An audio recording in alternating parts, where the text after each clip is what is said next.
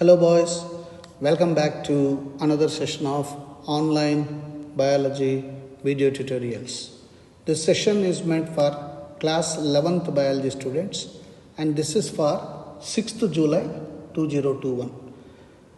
As we were discussing and deliberating about the various features of taxonomy, how to classify animals and plants, and we have come to a conclusion that at present the most accepted one is the five kingdom classification proposed by Whittaker. In that, in our previous chapter, we superficially touched plant kingdom. Now, in this chapter, chapter number 3, the very name itself is plant kingdom, we will be talking in depth about this kingdom Plantae. This includes multicellular, because from unicellular evolution to multicellular, from prokaryotic to eukaryotic, wherein nucleus is very clear. Eu means clear, karyon means nucleus. So eukaryotic, photosynthetic, because all the green plants will have chlorophyll. Having chlorophyll, they undergo photosynthesis, so they are photosynthetic organisms. In traditional system of classification, plant kingdom is divided into two sub-kingdoms, that is Cryptogame and Phanerogame. That means cryptogams means plants that do not have seeds, seedless plants, that include algae, bryophytes and pteridophytes. Whereas plants with the seeds, they are called phanerogams, they include gymnosperms and angiosperms. So overall, we can say there are two types of plants, plants with seeds and plants without seeds. So plants without seeds are called cryptogams, and in that we have got three subgroups: algae, bryophyta, pteridophyta. And under phanerogams, two subgroups: gymnosperms and angiosperms. Now, the system of biological classification is based on three things. One is the artificial system of classification, second one is the natural system of classification, and third one is evolutionary trends, phylogenetic relationship based system. And in artificial system of classification, it is the earliest system of classification, as we know. They were based on vegetative characters or morphological characters, that is superficial characters such as habit, color, number and shape of the leaves. Carl Linnaeus was the first man to propose this, and he called it artificial system of classification. This was based on the androecium structure, that is male reproductive system structure. And what are the drawbacks in this? They separated the closely related species since they were based on few characteristics which are unrelated. Equal weightage to vegetative as well as sexual characters. That's a mistake again. This is not acceptable since the vegetative characters are more easily affected by environment. So these are the drawbacks of artificial system. So in place of that artificial system, natural system of classification has been come into the light. These are based on natural affinities among organisms. It considers external features, morphology, as well as internal features, anatomy. So both morphology and anatomy are included. Ultrastructure, anatomy, embryology, phytochemistry. These are the points that are being considered in this. Example, classification for flowering plants are given by George Bentham and Joseph Dalton Hooker. So it's very famous even today as Bentham and Hooker classification. Thanks to this great gentleman, Bentham and Hooker. And the third one, phylogenetic classification systems. These are based on evolutionary relationship. This is more scientific because how the organisms evolve, that it should be the criteria.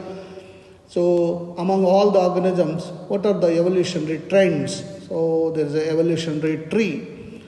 This assumes that organisms in the same taxa have a common ancestor. Like you are seeing, for all these organisms, the common ancestor is taking origin here. So that's how the phylogenetic classification is more scientific. Other sources to resolve the problems in classification, like we have got what is called numerical taxonomy. It evaluates, resembles, and differences or primitiveness and advancement through statistical methods. That is, it's based on all observable characteristics. Whatever we can see in an organism, based on those characteristics it comes. It is carried out using computers. Number and codes are assigned to all the characters and the data is processed. Thus, hundreds of characters can be equally considered. And then there is cytotaxonomy. It is based on cytological information. What is cytology? Study of cell and its properties. So here it is basically, it includes chromosome number, chromosome structure, and organism's behavior. That is cytotaxonomy. It is based on information provided by comparative cytological studies, one cell to another cell, number of chromosomes, structure of chromosomes, and most important, meiotic behavior of the chromosomes along with behavior of the organisms. So that is cytotaxonomy. And then there is another way of classification, that is chemotaxonomy. It uses chemical constituents. What are all the chemicals that are present inside the cell in the cytoplasm? So this is more of a biochemistry background. So it's based on characteristics of various chemical constituents of organisms, such as amino acids, proteins, DNA structure and sequence, various alkaloids present, crystals that are present in the cytoplasm, and beta cyanins, etc. So this is more of the basis is more of the chemicals that are present in the cell. So going ahead, as we said that the algae is the first subgroup under cryptogams. Algae basically, as we hear the name, it's chlorophyll bearing, very simple structures. Thallus will be there, so thalloid. And since there is no presence of vascular tissue, xylem phloem will not be there in this group of plants, so we say avascular plants. They are usually aquatic, means water habitat, and very few algae occur in moist terrestrial habitats. Some of them we can see on land, but condition is there. What is the condition? Moisture should be there. So it is a very simple structured ones. Thallus will be there, autotrophic because of presence of chlorophyll, and most of them are aquatic, either marine algae or freshwater algae. They also occur in moist stones, soils, and woods. Some occur in association with fungi, of course, we have discussed in the previous chapter, lichens, and some of them with animals on sloth bear, like here you can see sloth bear, green fur is due to presence of certain algae. And these are the structures, algae, green structures present in the habitat, water habitat, and lichens, algae plus fungi, symbiotic association. The form and size of an algae is highly variable. There are microscopic unicellular forms like Chlamydomonas, you can see here, under the microscope when we see, they appear further, even you can see the presence of flagella in the Chlamydomonas. And then whip-like structures will be present which help them for movement. So we may be tempted to feel that it is an animal. Then colonial forms like volvax, there will be a colony of organisms in one place. Then we say there is group of organisms in one habitat in one particular place, then we say it is a colony. Then ribbon-like structures will be there. They are called filamentous forms like this. You can see the presence of filaments, long ribbon-like structures. Example, Eleutheryx, and very commonly one that we often see in our lab, Spirogyra. And then how do they reproduce? They reproduce through three means, three ways. vegetative reproduction, asexual reproduction or asexual reproduction, and sexual reproduction. Under vegetative reproduction, it is normally by fragmentation.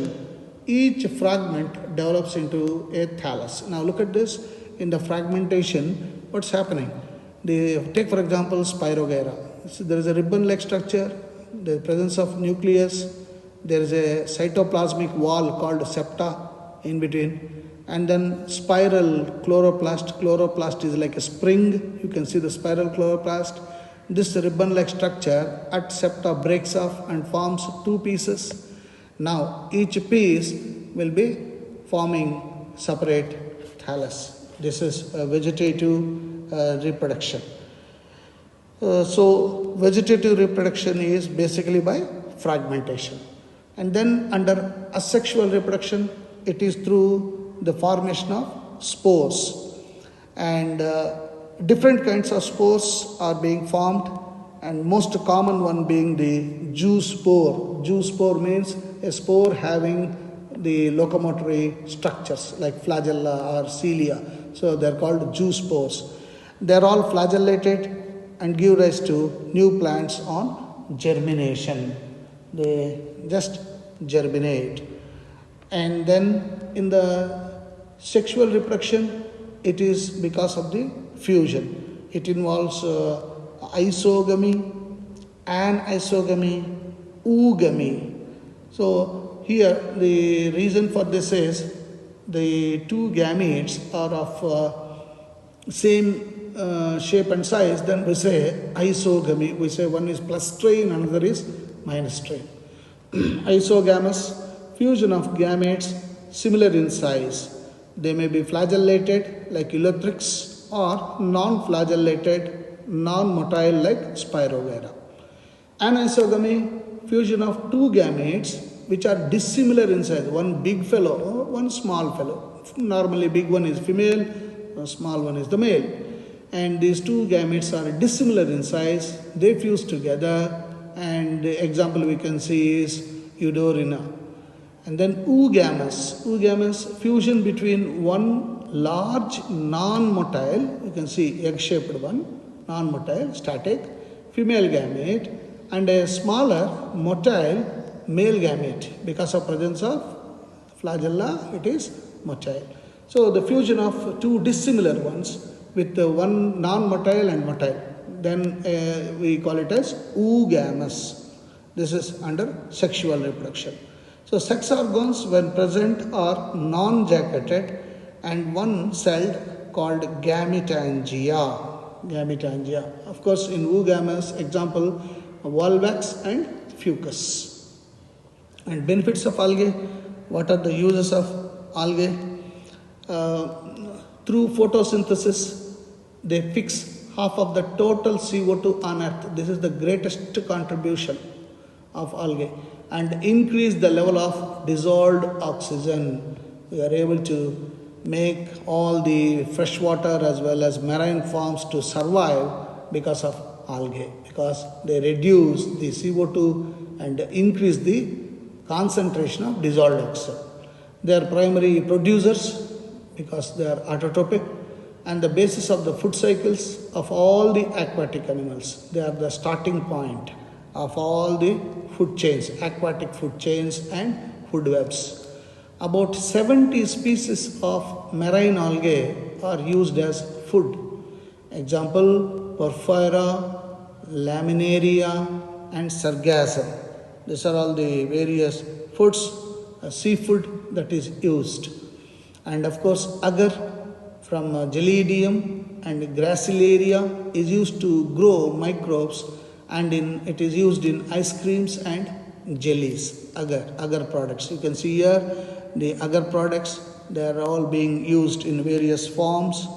And then there is some marine brown and red algae produce hydrocolloids, water holding substances.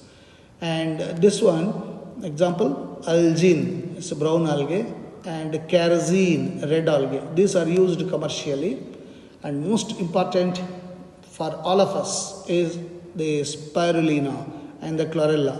These are very, very high protein rich unicellular algae. They are used as food supplements by space travelers. So, this is the cheapest and best food that is available, that is spirulina. It is available in the form of tablets, and it has got all the proteins as well as minerals with many useful chemical elements also. So basically, algae are photosynthetic, they fix carbon dioxide and increase level of oxygen in their immediate environment. A number of algae are edible and are commercially available as food sources like chlorella. Agar, a complex polysaccharide, is extracted from certain species of red algae belonging to genera Gelidium and Gracilaria. Certain marine brown and red algae produce large amount of hydrocolloids, water holding substances.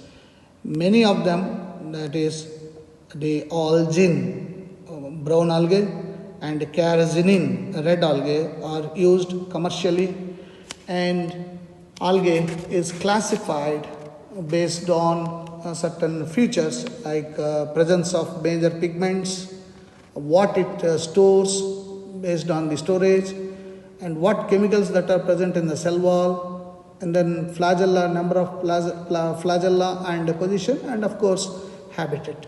Based on that, algae is classified into three: chlorophyceae, green algae; phaeophyceae,